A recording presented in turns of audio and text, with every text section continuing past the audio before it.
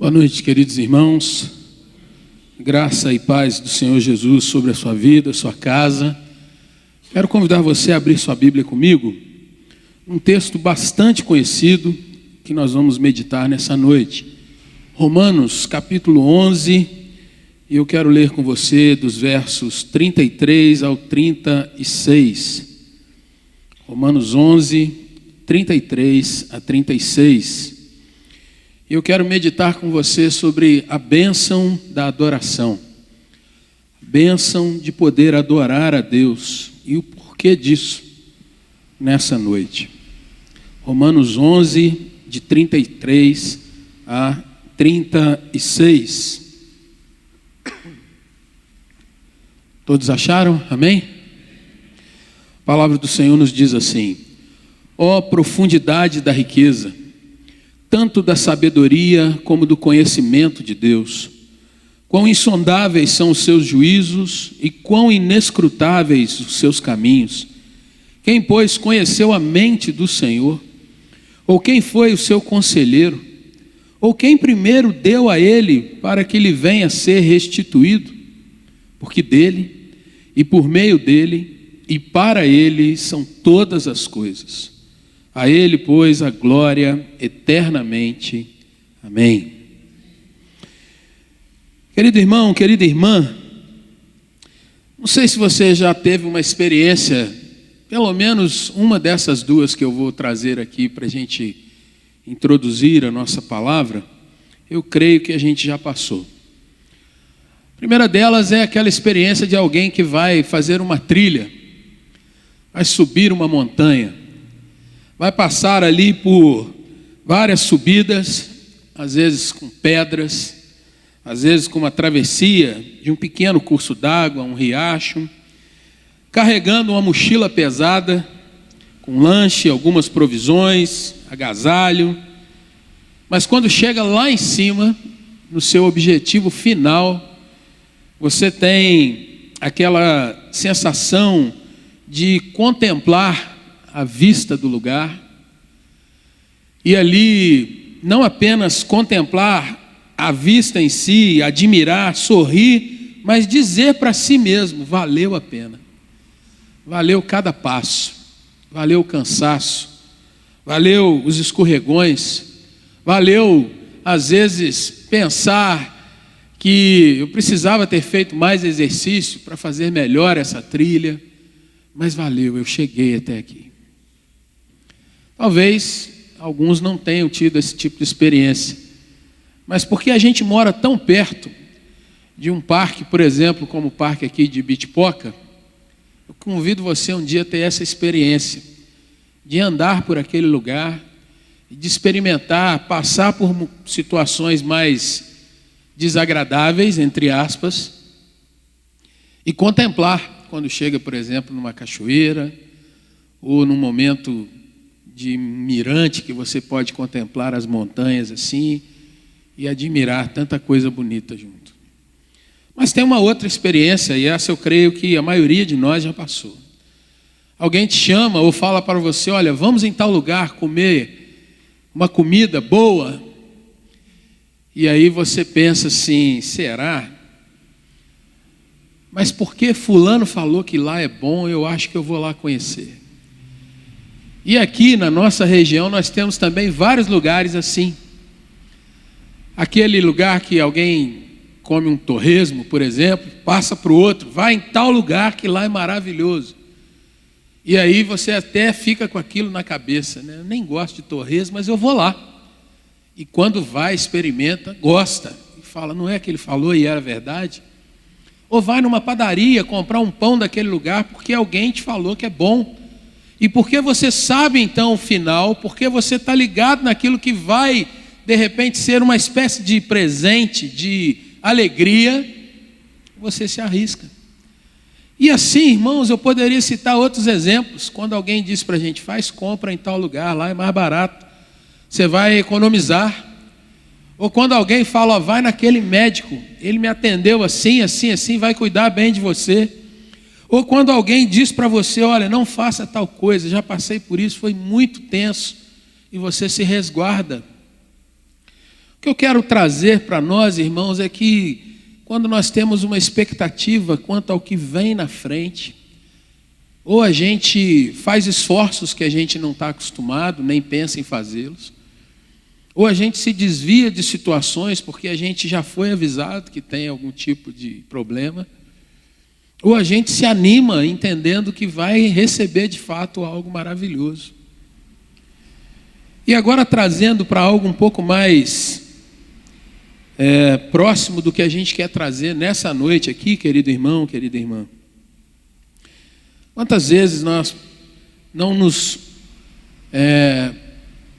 não paramos para observar a nossa vida e ver que às vezes nós perdemos a grande oportunidade de glorificar e usufruir de Deus, da alegria do Senhor, porque às vezes nós estamos olhando apenas para um período da nossa vida, para uma situação que nós estamos vivendo, para uma dor, para uma dificuldade, para um desafio, e nós não percebemos que Deus já nos contou o final da história, que nós vamos chegar em algo extremamente prazeroso.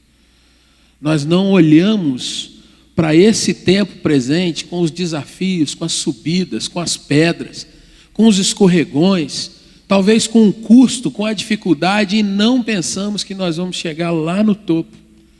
E lá nós vamos ter não uma vista maravilhosa de uma montanha, de uma cachoeira, de alguma coisa assim, ou de um sabor especial, mas nós vamos ter algo que vai encher tanto o nosso coração, a nossa mente, o gozo, o prazer que a gente não consegue descrever, e Deus já nos avisou que vai ser assim.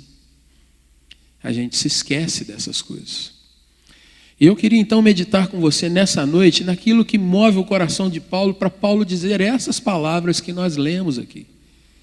Irmãos, o texto que nós estamos diante dele, se você fechou a sua Bíblia, abra por favor, porque você tem que olhar para ela, você tem que ter intimidade com a Bíblia, você tem que ouvir e ler e realmente entrar no que o Senhor está trazendo e apresentando para você observar. E Paulo, nesse texto, querido irmão, querida irmã, ele está expressando uma das mais belas canções que nós temos registrada no Novo Testamento. Paulo, de vez em quando, faz isso. Por exemplo, escrevendo aos Filipenses, no capítulo 2, dos versos 6 a 11, ele traz um cântico que era cantado nos seus dias, em alguns grupos. E aquele cântico, que é conhecido no seu original, o nome Kenosis, ou o cântico do esvaziamento, ele traz como Jesus foi obediente até a morte, morte de cruz, e depois foi exaltado de uma maneira que não havia palavras para expressar naquele momento. Um outro cântico que Paulo apresenta está lá no livro de Colossenses, no capítulo de número 1, quando ele vai descrever Jesus como a imagem do Deus invisível, a expressão exata de Deus Pai. Paulo então tem um certo primor, uma certa fineza em escrevendo textos muito teológicos, muito ricos, colocar no meio deles a letra de uma canção. E aqui, nesse período que nós lemos, ele faz exatamente isso.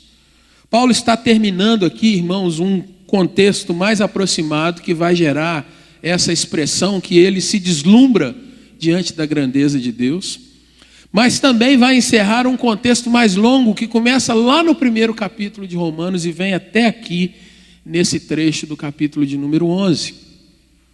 Paulo está, irmãos, realmente num estado quase que de êxtase, de alegria, de contemplação, de admiração, de surpresa. Paulo está praticamente perplexo diante da grandeza de Deus e o que Deus está revelando através dele naquela carta para aqueles irmãos de Roma, lá pelo ano de número 55 da era cristã. Se você quer entender o que Paulo está terminando aqui como contexto imediato, você vai lá para o capítulo de número 9, e os capítulos 9, 10 e 11 de Romanos, Paulo está descrevendo algo, primeiramente mostrando para aqueles irmãos romanos, gentios, aqueles que não eram o povo mais próximo de Jesus, aqueles que não eram o povo inicial, o povo judeu, ele estava dizendo para aquele povo como eles obtiveram a salvação.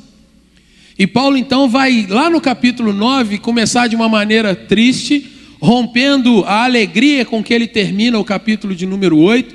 Paulo começa a dizer, olha, Deus em algum momento, resolveu parar, quebrar toda a sequência que ele estava fazendo de salvação para com os judeus, porque aquele povo foi tremendamente desobediente, aquele povo foi duro, aquele povo não estava realmente recebendo aquilo que o Senhor lhes estava fornecendo, como matéria de salvação, como alegria, como a presença de Deus em si.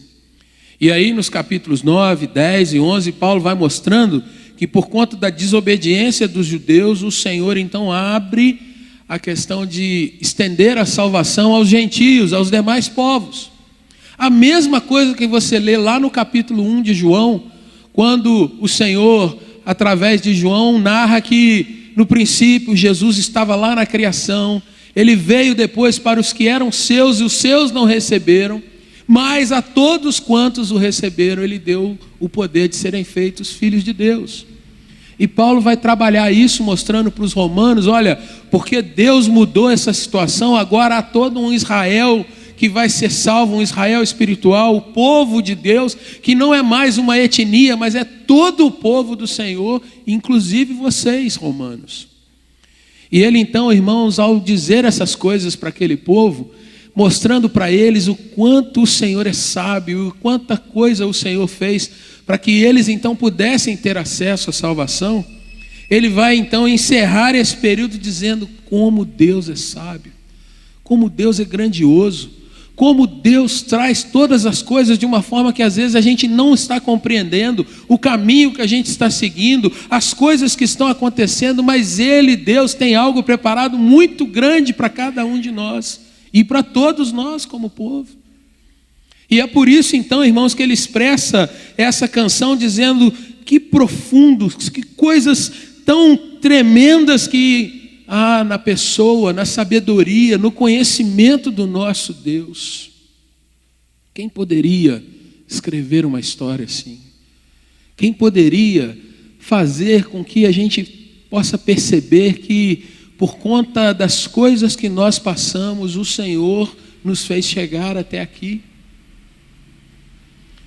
E aqui, irmãos, vale a gente parar e pensar, eu, você, quantas vezes você não chegou em determinada situação, ultrapassou certas dores, ultrapassou certas crises pesadas, mas lá na frente, você vai e traz para o seu coração assim, interessante, se eu não tivesse passado por aquela enfermidade, talvez eu não tivesse conhecido a pessoa com quem eu estou casado hoje. Se eu não tivesse passado por aquele exame, por aquela prova, por aquele curso, algo tão difícil, eu hoje não teria constituído e construído tudo que nós chegamos até aqui. Se eu não tivesse passado por aquele momento de aperto, eu não teria alcançado sabedoria para poder enfrentar as coisas que vêm hoje. E aqui, irmãos, a gente precisa ser lembrado pelo Senhor, a gente precisa ser lembrado pela palavra de Deus, o quanto certas situações que a gente julga serem muito duras, muito densas, muito difíceis, se nós entendermos que o Senhor está nos dirigindo, nos consolando e nos fortalecendo no meio delas, não é ali que nós vamos parar, mas o Senhor vai nos levar a algo muito além, lá na frente. O Senhor vai nos guiando, nos conduzindo, nos fazendo cada vez mais fortes, firmes, à medida que nós vamos confiando, adorando, entregando a nossa caminhada para Ele. Irmãos, eu poderia contar muitas e muitas experiências nesse sentido, de vezes, por exemplo, que com as minhas crianças o Senhor permitiu que passasse por alguma dificuldade. E ali, orando, dependendo de Deus, chorando às vezes na presença do Senhor, a gente vai vendo que Deus tem o controle não apenas daqueles momentos mais alegres, mas também daqueles mais difíceis. Me lembro das segundas-feiras à tarde, quando meu filho do meio, Davi, novinho ainda, né, para muitos pode não ser grande coisa, mas ele foi detectado com um sopro no coração. Mas eu me lembro de vir, de orar, de colocar diante de Deus, de saber que Deus era o dono do meu filho, então se fosse da vontade do Senhor, Ele faria aquilo que bem entendesse. Mas depois, irmãos, quando vem o diagnóstico e olha, ele está liberado, ele pode fazer o que ele quiser, como qualquer criança, está para lá e para cá e tal. A gente não só vê o livramento, mas vê o quanto Deus vai amadurecendo a nossa vida. Como pai, como servo de Deus, para poder consolar um outro, para poder testemunhar para alguém que Deus estava conosco em todas as situações. E quando o apóstolo Paulo está trazendo essa canção, irmãos, ele está mostrando, não apenas para os romanos, mas ele está dizendo para aquele povo o seguinte: olha, não apenas olhe para o que está acontecendo, mas aprenda a olhar e aprender que o Deus que está do teu lado, Ele é extremamente grande, e Ele é algo que não dá para contemplarmos, tamanha grandeza. E aí, irmãos, eu quero convidar você a olhar para o texto agora e ver o que aquele homem está escrevendo sobre Deus, mostrando certas coisas que a gente às vezes deixa de perceber. A gente deixa de adorar porque não percebe o nosso Deus mais agindo. O verso 33, Paulo começa a falar de profundidade. Aliás, antes de profundidade, tem um O aí na nossa tradução, revista e atualizada, outras versões não apresentam. Mas esse pequeno vocábulo, ele carrega consigo exatamente uma expressão que o inglês tem melhor do que na nossa língua, que é de ser maravilhado, de pensar, puxa vida, que coisa linda. E ele diz então, ó profundidade. Ele traz, irmãos, exatamente a noção que talvez a gente tenha, porque a gente não pôde ir até lá, nenhum de nós, eu creio que foi. Mas ele fala exatamente como se chegássemos ao fundo do mar. Quem chegou lá? Quem teve esse poder de tocar e ver essa profundidade? Quando olhamos aí para os livros, né? O Oceano Atlântico, nos seus lugares mais profundos, chega a 11 quilômetros e ninguém chegou até lá. A tocar no fundo daquele solo, a descobrir de fato o que tem naquelas profundezas aonde a luz não chega. E ele traz isso, que profundidade, não da profundidade em si, mas da riqueza, da grandeza. E aí ele vai dizer tanto da sabedoria como do conhecimento de Deus. A sabedoria do Senhor, irmãos, é a capacidade de Deus a agir, de responder, de colocar tudo no lugar devido, de organizar ou de reorganizar. E principalmente quando ele diz aqui de salvar. Que profundidade Deus salvar um povo que era completamente desconexo dele, distante dele, um povo pagão, um povo que tinha um panteão de deuses imenso, um povo que tinha expressões que a gente usa até hoje para demonstrar o quanto era aquele povo afastado do Senhor, o quanto era um povo incrédulo. Mas como Deus salva a gente assim? Mais ainda, ele diz tanto da sabedoria como do conhecimento. Ele agora está mencionando a onisciência do nosso Deus, irmãos, que é o poder de Deus ver e discernir tudo sobre o nosso exterior, mas também tudo aquilo que está lá dentro do nosso coração. O que Paulo está trazendo aqui, irmãos, é que Deus, Ele é capaz de discernir tudo aquilo que está ao seu redor, tudo aquilo que está perto de você, mas Deus também discerne todos os seus sentimentos, suas alegrias, aquilo que te faz mais feliz, mais exuberante, mas também aquilo que te faz mais triste, que traz mais medo, aquilo com que você olha e diz, não sei lidar com isso. Deus é capaz de conhecer, tratar, organizar. Deus sabe como agir com cada um dos nossos dilemas, com aquilo que a gente não conta para ninguém, com aquilo que a gente guarda para si, dizendo, se alguém ficar sabendo, então é melhor eu não falar, não me abrir, não externar nada disso. Deus conhece teu coração. Deus conhece o meu coração. E Deus não apenas conhece no sentido de saber, mas Deus conhece no sentido de nos tratar. E eu e você precisamos sempre lembrar disso, irmãos, que cada situação que nós estamos atravessando é um processo pelo qual Deus está tratando conosco também. Não sei o que você está passando nesses tempos. Não sei como é que você está em casa. Não sei como é que você está no seu trabalho. Não sei como é que você está com as suas amizades. Eu não sei o que você está carregando no seu coração nesses dias de tanta incerteza do nosso país. Eu não sei aquilo que te entristece ou te alegra nesses dias, quando você pensa, por exemplo, o que você vai ter para a próxima semana para acertar de contas. Mas louvado seja o Senhor, porque Ele, sendo Deus, Ele conhece cada um de nós. E Ele está disposto a cuidar de cada um de nós. O verso 34, irmãos, Paulo começa então a fazer algumas perguntas que são extremamente propícias para esse tempo nosso. Quantas e quantas vezes você não pensou que você está sozinho nessa sua caminhada? Quantas vezes você não levantou a voz para você mesmo, dentro do seu coração, e não se perguntou, poxa, não tem ninguém que se importa comigo? Não tem ninguém que olha para mim? Não tem ninguém que está vendo o quanto, às vezes, eu estou chorando sozinho, sozinha? Como a gente ouve aí no populacho, né? Será que é só o meu travesseiro que conhece as minhas lágrimas? Mas o verso 34, Paulo mostra, irmãos, que não é apenas ali para os romanos, mas é ao longo de toda a história.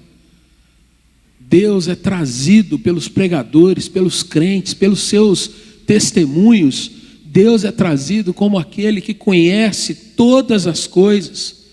E não naquele momento, quando alguém lhe conta, mas Deus já conhece muito antes, muito além, muito acima, muito abaixo, como ele diz no verso 33. E por que eu posso afirmar isso, irmãos? Porque Paulo cita a própria Bíblia para trazer esse texto que nós estamos lendo aqui. Paulo cita no verso de número 34, um trecho de Isaías, capítulo 40, nos versos 13 e 14. Lá naquele texto, 700 anos antes de Jesus, Isaías está falando, irmãos, daquele servo do Senhor que vai propiciar a libertação, o livramento para aqueles que crerem nele. E naquele trecho de Isaías 40, talvez você se lembre mais do final do capítulo, né? Que é um texto que a gente ouve tanto, os jovens se cansam e se fatigam, lembra-se disso? Né? E os moços de exaustos caem, vamos dizer junto, mas os que esperam no Senhor renovam suas forças, sobem como águias, com asas, correm e não se cansam, caminham e não se fatigam. Mas Isaías fala aquilo 700 anos antes de Cristo, para mostrar que Deus era o Deus da sua época. Isaías era o Deus dos seus pais, aqueles que lhes ensinaram, ou lhe ensinaram a caminhar com o Senhor. Era o Deus da história, lá atrás com Moisés. E Paulo puxa esse fio para mostrar que ele era o Deus deles ali no ano 50. E é o Deus daqueles que vierem, e é o nosso Deus hoje em 2022. Meus irmãos, o texto lindíssimo traz exatamente essa expressão: quem conheceu a mente do Senhor? Nas nossas lutas e dores, irmãos, quantas vezes nós dizemos: Senhor, o Senhor não está me vendo? Será que o Senhor não está percebendo o que eu estou passando? E Paulo fala assim: será que você sabe o que tem na mente de Deus? Será que você sabe qual é o plano que Deus tem para a sua caminhada? Parece que você está olhando só as pedras que estão no caminho. Parece que você está olhando aquele momento de subida onde o gás vai faltando, né? Para quem é asmático sabe muito bem disso. Quando você tem uma subida e seu pulmão nem sempre está ali junto contigo, né? Ficou lá atrás. Quem conheceu a mente do nosso Deus? Quem sabe que Ele tem?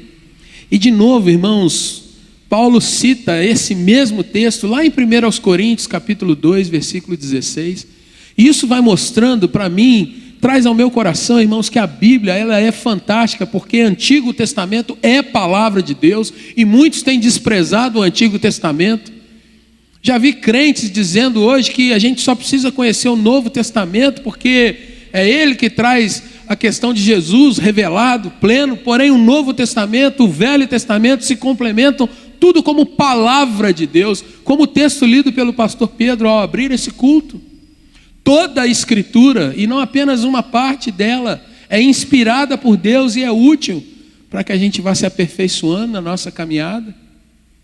E eu amo os escritos paulinos, irmãos, porque Paulo cita, por exemplo, os textos mais citados por ele são os Salmos. E o segundo texto mais citado são os textos de Isaías. E várias vezes Paulo está repetindo aquilo que ele foi ensinado, palavra de Deus. E de novo, irmãos, quem conheceu a mente do nosso Senhor, e citando também Isaías, Deus fala através daquele profeta algo que a gente já ouviu tanto, mas que nem sempre a gente traz para o nosso coração quando a gente está passando pelas nossas caminhadas, pelas nossas lutas, pelos nossos desafios, pelas provas. Isaías 55:8, um texto que você e eu conhecemos bem, e você vai lembrar na hora que eu começar a citar aqui. O Senhor diz: porque os meus pensamentos não são os vossos pensamentos. Quem conheceu a mente do nosso Senhor? Nem os meus caminhos são os seus caminhos, diz o Altíssimo. E quando Paulo, irmãos, está trazendo agora Romanos 11:34, uma canção, ele está realmente fazendo uma alusão para que os romanos observassem que Deus escolhe, traça, Deus determina, Deus decreta os caminhos com que nós vamos trilhando a nossa vida, mas não para nos dar um fim ruim. Jeremias falou isso mesmo. Eu que sei os pensamentos que tenho a vosso respeito, diz o Senhor, pensamentos de paz e não de mal, para levar vocês àquele lugar que vocês desejam, mas vocês precisam andar em obediência comigo. Verso 35, irmãos, da mesma forma, depois de fazer a pergunta que muita gente diz que é uma pergunta retórica, mas não é, Paulo está sendo realmente alguém que está contemplando a grandeza de Deus na salvação daquele povo. Quem foi o conselheiro de Deus? Citando novamente Isaías. E no verso 35, irmãos, ele traz assim: peraí, mas será que não teve alguém que deu alguma coisa a Deus para que então Deus assuma uma dívida e diga: eu tenho que restituir essa pessoa? Em outras palavras, irmãos, num jargão ou numa palavra mais simples, quem é que foi primeiro a dar alguma coisa para Deus? Será que os romanos, destinatário primário da carta, será que eles eram o maior povo da terra, então Deus tinha uma dívida de salvação para com eles? Um império, os conquistadores do mundo, então chegando no império, todo o evangelho agora seria propagado mais rápido? Não. É isso que Paulo está perguntando. Será que tem alguém que chegou primeiro, ofereceu alguma coisa para Deus? Será que alguém possa ter dito: não, eu tenho o meu arbítrio, eu tenho a minha sabedoria, eu sou capaz de escolher Deus? Não. E é interessante frisar, irmãos, que Paulo, nessa pergunta, ele está repetindo um outro texto bíblico. Se você quer conferir, abra sua Bíblia aí em Jó, capítulo 41, verso 11. Paulo está de novo citando um texto da palavra de Deus para mostrar a sua alegria, o seu contentamento, a canção que era cantada. E isso traz para o meu coração, irmãos, que os crentes sempre tiveram uma canção de adoração e de louvor a Deus, porque conheciam o final que Deus tinha para cada um deles. A beleza da adoração, a grandeza da adoração está em saber que podemos passar por vales, montanhas, chuvas, trovoadas, tempos de sol quente, rachando, mas a gente sabe aonde vai chegar. Deus tem algo para nós, irmãos. Mas Paulo está dizendo assim: será que alguém vai ter algum tipo de mérito naquilo que recebe do Senhor? Não. Deus é gracioso, Deus é bondoso, Deus nos ama.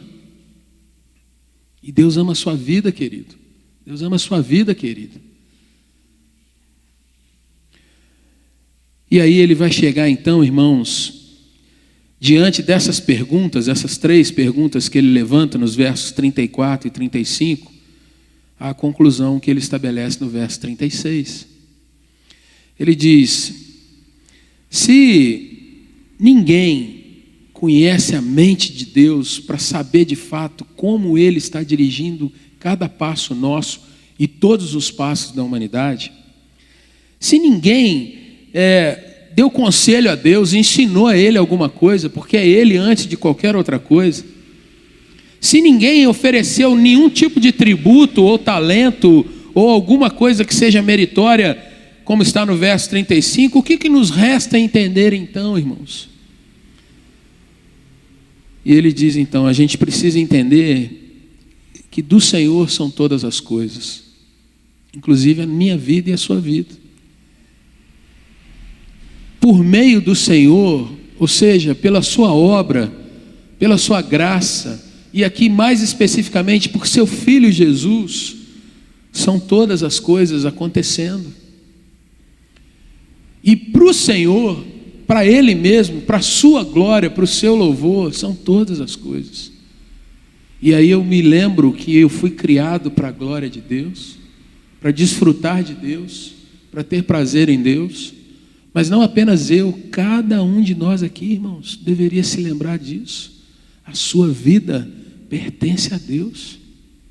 O que está acontecendo na sua vida, Deus está trabalhando em você e através de você, e Cristo Jesus, sendo brilhado na sua vida, vai ser visto por outras pessoas. E tudo isso não vai redundar em glória nossa, glória própria, mas vai redundar na glória do Senhor. A Ele, então, a glória eternamente. Amém. Sabe o que acontece, querido irmão? Paulo compreendia, então, o plano de Deus. E Paulo, ao explicar o plano de Deus para os romanos, agora falando do contexto maior, lá do capítulo 1, 2, 3, Paulo vai mostrando para aquele povo que quando a gente perde a visão, irmãos, de que Deus deve ser sempre glorificado, se a gente perder essa visão, nós vamos nos tornando sem rumo, sem decisão, sem coragem para enfrentar a vida. A gente vai se anulando, se apequenando, a gente vai se tornando cada vez mais arredio, e a gente vai perdendo o foco de dizer: eu sou um agente da glória de Deus nesse tempo. Se a gente perde a visão, irmãos, de glorificar ao Senhor e de saber que tudo está nas mãos de Deus, a gente se torna passageiro da história, carona. Não somos mais nós que caminhamos nos nossos passos, mas a gente vai sendo levado de acordo com o pensamento que está aí no mundo. E eu queria, para chegar nos finalmente aqui desse texto, fazer algumas colocações de pessoas que perderam a visão da adoração, da glória de Deus e do cuidado de Deus sobre si. Perceba comigo, irmãos, pessoas que perderam a visão da glória do Senhor, elas carregam continuamente dúvidas sobre as decisões a tomar. Tem medo. Andam com medo. Elas carregam dúvidas sobre os seus caminhos. Para onde que eu vou? Como crio os meus filhos? Na minha relação com meu esposo, com a minha esposa, como ser alguém que vai cuidar, vai ser cuidado? E por medo, ou eu exijo, ou eu reclamo, ou eu brigo, ou eu me afasto. Eu não desfruto da plenitude de um relacionamento, não desfruto de perdoar e ser perdoado. Carregam dúvidas, irmãos, sobre as outras pessoas. Será que essa pessoa é de confiança? Será que é meu amigo de verdade? Será que eu posso me decepcionar com essa pessoa e ter a capacidade de perdoar depois? As pessoas carregam dúvidas, irmãos, sobre a igreja. posso me dedicar com fidelidade, com integridade, posso mergulhar de fato, porque a gente passa a olhar as coisas apenas no nível humano. E talvez aí, quando a gente perde a visão da glória de Deus, esteja o centro das nossas preocupações e os nossos medos todo dia. Mas ao conhecermos, ao entendermos, irmãos, que Deus está nos levando para um fim maravilhoso, para aquele topo onde a gente vai apenas realmente desfrutar da alegria da chegada, da bênção, ali também vai estar uma relação de entrega. Deus, a minha vida está aqui, faz como te aprouver, porque eu sei para onde o Senhor vai me levar. Mas também uma relação, irmãos, de confiança. Meu Deus é bom em todo tempo, e eu sei que Ele está cuidando de mim, mesmo que às vezes eu não veja nessa profundidade, nesse mergulho. Assim, querido irmão, gostaria de mostrar para você como Paulo vai falando sobre isso ao longo de Romanos, com alguns versículos apenas, para a gente voltar e chegar nesse texto. Se você olhar, Paulo vai mostrar para você aí, que o ser humano, mesmo tendo tanta mostra de Deus, da sua bondade, o ser humano não glorificou a Deus. Abra sua Bíblia aí, Romanos 1, versículo 21. Lá no começo, quando ele começa a falar do ser humano que foi jogando Deus para escanteio, de lado. Se você olhar então, você vai ver que Romanos 1, no verso de número 20, Paulo vai começando a falar assim, olha, os atributos invisíveis de Deus, seu eterno poder, a sua própria divindade, claramente se reconhecem desde o princípio do mundo, sendo percebido por meio de todas as coisas que foram criadas. E aí ele diz, tais homens são por isso, por não glorificarem, por não perceberem, por não se achegarem a Deus, esses homens são indesculpáveis. E aí o verso 21, que foi o que eu citei. Então, tendo conhecimento de Deus, não o glorificaram como Deus. Não deram glórias a Deus, não deram graças. Mais ainda, se tornaram nulos em seus próprios raciocínios e então tiveram seus corações obscurecidos. E aí, irmãos, olha agora no capítulo 3 de Romanos, verso 23. O homem só vai sendo de novo restaurado quando Deus começa a compartilhar agora a sua glória novamente com ele. Todos pecaram, todos caíram, todos agora estão carentes de que Deus abra a sua glória, seu amor, sua graça. Capítulo 4, verso 20, Paulo vai falar de alguém que creu, que andou por fé,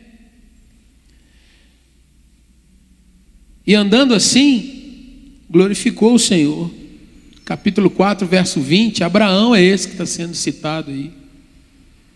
Glorificou o Senhor. E depois, irmãos, Paulo vai falar por dois textos, que o Evangelho de Jesus traz a restauração da glorificação ao nome de Jesus. Capítulo 5, verso 2, olha aí na sua Bíblia. Esse Jesus Cristo, por intermédio de quem obtivemos igualmente acesso pela fé a essa graça na qual estamos firmes. E aí vem, e gloriamo-nos na esperança da glória de Deus. Depois lá no capítulo 8, verso de número 30, querido irmão, querida irmã. Um trecho que você conhece tão bem, vem depois, um cântico.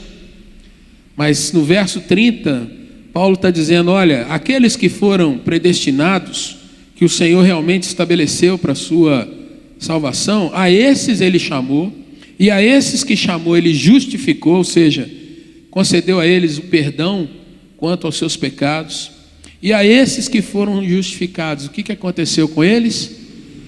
Eles vão experimentando da glória de Deus e vão também sendo glorificados. Você percebe como há uma linha caminhando durante todo o texto? Até que ele vai chegar lá no capítulo de número 11, depois de fazer uma exposição linda, ele vai dizer: ó, profundidade, que Deus é esse? Que Deus é esse que caminha conosco no meio de tantas coisas? Que Deus é esse que tem essa riqueza de conhecimento? Quão insondáveis os seus juízos, inescrutáveis, inatingíveis os seus caminhos, seus juízos. Quem primeiro deu a ele para depois receber? Ninguém. Então glórias sejam dadas a ele eternamente. Amém. Querido irmão, querida irmã, gostaria de convidar você nessa noite a abrir seu coração para Cristo, porque somente com Jesus é que nós conseguimos de fato sair de uma zona de medo, de desconfiança e passarmos a adentrar não mais uma zona, mas um universo de confiança, de alegria. Paulo está exuberante aqui nesse texto, irmãos, não porque todas as coisas estavam resolvidas, ao contrário, ele estava escrevendo uma carta para um povo que estava conhecendo Jesus. Assim como eu e você estamos conhecendo Jesus ao longo da nossa caminhada. E nenhum de nós pode dizer que já chegamos lá. Nenhum de nós pode dizer que já chegamos no topo. Mas perceba, irmãos, quanto mais nós cremos e confiamos que o Senhor dia a dia vai conosco, mas Ele já nos contou o fim da história. Aonde nós vamos chegar? Quanto mais nós vamos vendo nas expressões paulinas, por exemplo, quando ele diz assim, que a vereda do justo, né, citando também um salmo, é como a luz da aurora que vai brilhando cada dia até se tornar dia perfeito. Paulo vai dizendo que nós vamos caminhando de glória em glória, andando cada vez mais e crescendo, evoluindo, aprendendo sobre Jesus. Tanto mais, irmãos, nós vamos nos tornando mais confiantes no Senhor. E as dores dessa vida, as lutas, os percalços, as dificuldades,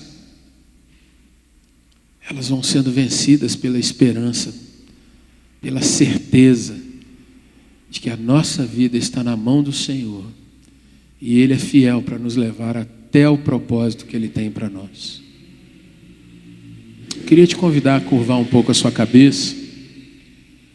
Eu já citei isso aqui no sermão. Não sei o que você tem passado. E também não sei como é que tem sido a sua relação com Cristo Jesus. Mas eu queria te convidar nessa noite, querido irmão, irmã, a trazer para o seu coração quantos embates, quantas dificuldades a gente vai enfrentando nesses dias. E se você não olhar para Jesus, você vai começar a olhar para pessoas. E vai ter raiva dessas pessoas, ou vai ter alegria com elas. Se você não olhar para Jesus, você vai ficar olhando para as suas situações. E às vezes vai se sentir o mais injustiçado, porque por que só eu estou passando essas dores?